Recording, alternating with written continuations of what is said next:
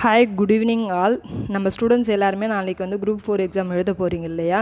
First இப்போதைக்கு உங்களோட mind செட்டை எதை பற்றியுமே நம்மளுக்கு பர்சனலாக சரி, இல்லை நம்மளுடைய ஸ்டடீஸ் ரிலேட்டடாக சரி, பல பிரச்சனைகளோ இல்லை நம்ம படிக்காத இவ்வளோலாம் இருக்கே அப்படின்னு நினச்சோம் எந்த ஒரு மைண்ட் செட்டையும் வந்து எந்த ஒரு டிஸ்ட்ராக்ஷனுக்கோ வந்து கொண்டு போகாதீங்க.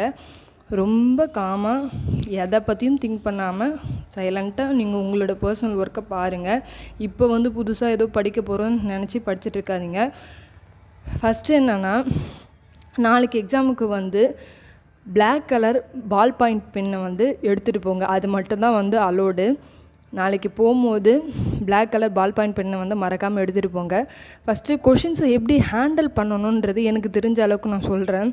ஃபஸ்ட்டு நம்ம தமிழ் தான் எடுப்போம் இல்லையா? 99% நம்ம எல்லாருமே தமிழ் தான் ஃபஸ்ட்டு ஸ்டார்ட் பண்ணும்போது ஃபஸ்ட்டு கொஷினை படிக்கும்பொழுது பொறுமையாக படிக்கணும். இது ரொம்ப ரொம்ப ரொம்ப முக்கியம். கொஷினை லாஸ்ட் லைன் வரைக்கும், லாஸ்ட் வேர்ட் வரைக்கும் என்ன பண்ணணும்?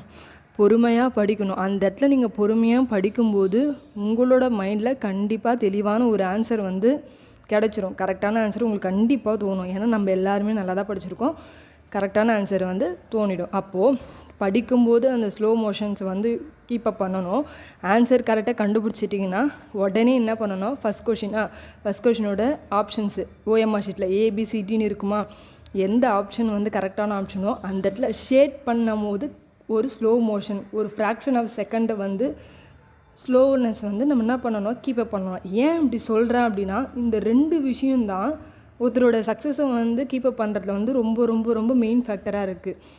ஏன் அப்படி சொல்கிறேன்னா, ஒரு கொஷினை நம்ம ஃபாஸ்ட்டாக படிச்சுட்டு லாஸ்ட் வேர்டை விட்டுருப்போம். ஒன்று தவறான இணைன்னு கேட்டிருப்பான், இல்லை பொருந்தாததுன்னு கேட்டிருப்பான். நீ கரெக்டான ஆன்சரை வந்து இதுதானே, இது எனக்கு தெரியும் சொல்லிட்டு பாதி கொஷினை படிச்சுட்டு பாதி கொஷினை படிக்காமல் போட்டு அப்படின்னா தெரிஞ்ச கொஷினுக்கு கூட நீ வந்து கரெக்டான ஒரு ஆன்சரை போட முடியாத நிலமை வரும். அதனால் என்ன பண்ணணும் அப்படின்னா, கொஷினை படிக்கிற இடத்துலையும் சரி, ஷேட் பண்ணுற இடத்துலையும் சரி, ஸ்லோனஸை கீப்பப் பண்ணுங்கள். அதாவது உங்களுடைய நிதானத்தை வந்து கடைப்பிடிங்கன்னு சொல்கிறேன். சரிங்களா?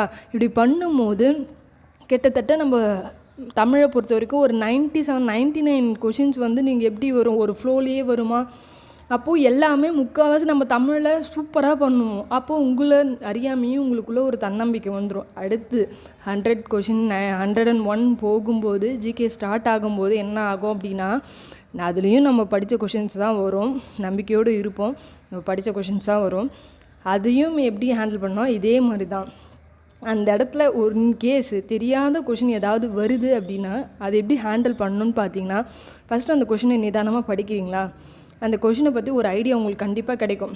அட்லீஸ்ட் அந்த கொஷினில் ஐடியா இல்லைனா கூட அந்த ஆப்ஷன்ஸில் உங்களுக்கு ஐடியா கிடைக்கும். ஏன் அப்படி சொல்கிறேன்னா, 4 ஆப்ஷன்ஸ் கொடுத்துருக்காங்க இல்லையா? கண்டிப்பாக அந்த 4 ஆப்ஷன்ஸில் எலிமினேஷன் மெத்தடை வந்து நம்ம யூஸ் பண்ணலாம். எப்படின்னா, ஃபஸ்ட்டு அந்த கொஷினை படிச்சுட்டு ஆப்ஷன் படிக்கும்போது இந்த ஆன்சரை வந்து நான் வேறு ஒரு கொஷினுக்கு தான் நீ அந்த இடத்துல படிச்சிருப்பேன், அப்போது இது இருக்காது அப்படின்னு சொல்லிட்டு ஒரு ஆப்ஷனாக நீ எலிமினேட் வரும்பொழுது ஒரு 99% வந்து என்ன இருக்குன்னா நம்மளால் அக்யூரேட்டாக ஒரு ஆன்சரை வந்து கண்டுபிடிக்க முடியும். அதனால் தெரியாத கொஷின் வந்தால் பயப்படாதீங்க. எலிமினேஷன் மெத்தடை இம்ப்ளிமெண்ட் பண்ணி பாருங்கள்.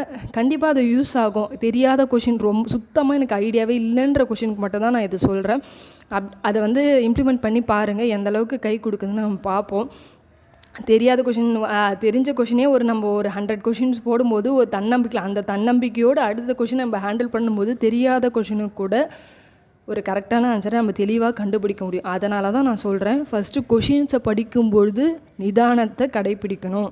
அடுத்தது ஓஎம்ஆர் ஷீட்டை ஷேட் பண்ணும் போதும் அந்த நிதானம் வேணும். இது 2 ஃபேக்டர்ஸுமே நீங்கள் கீப்பப் பண்ணிட்டு வந்தீங்க அந்த 200 கொஷின்ஸ் வரைக்கும் அப்படின்னா, தெரிஞ்ச கொஷின் ஒரே ஒரு கொஷின் கூட நீங்கள் தப்பு பண்ணக்கூடாது. யார் வந்து தெரிஞ்ச கொஷினை தப்பு பண்ணாமல் எல்லா கொஷினும் தெரிஞ்ச கொஷின்ஸை கரெக்டாக ஆன்சர் பண்ணிவிட்டு வரீங்களோ, கண்டிப்பாக எல்லாருமே அந்த மாதிரி ஆன்சர் பண்ணுறவங்க எல்லாருமே கண்டிப்பாக வேலைக்கு போயிடலாம். சரிங்களா?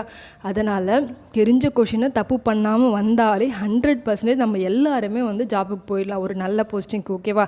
இது 2 விஷயத்தையுமே வந்து மெயினாக வந்து நம்ம மைண்டில் வச்சுக்கோங்க. பல விஷயங்கள் வந்து நம்ம பர்சனலாகவும் இருக்கும். அதை பற்றி இப்போதைக்கு திங்க் பண்ணிக்கிட்டோம் இல்லை அதை பற்றி மைண்டில் வந்து ஓடிக்கிட்டு இருக்கக்கூடாது. நம்ம எக்ஸாம் ஹால்லையும் சரி, நீங்கள் உங்கள் கொஷின் பேப்பர், உங்கள் OMR ஷீட்டு, இது 3 மட்டும் தான் அந்த டைமில், அந்த 3 மணி நேரத்துக்கு உங்களோட எல்லா கான்சன்ட்ரேஷனுமே அதில் மட்டும்தாங்க இருக்கணும். அப்படி இருக்கும்பொழுது கண்டிப்பாக நம்ம எல்லாருமே வந்து சக்ஸஸ்ஃபுல்லாக வந்து அந்த எக்ஸாம் எழுதிட்டு வந்து ஒரு நல்ல போஸ்டிங் நம்ம வாங்கலாம். ஓகேவா? எனக்கு தெரிஞ்ச ஒரு நல்ல டிப்ஸை வந்து நான் சொல்லியிருக்கேன். ஓகே, எல்லாருமே நல்லா எக்ஸாம் வந்து எழுதிட்டு வாங்க. Thank you all the best all.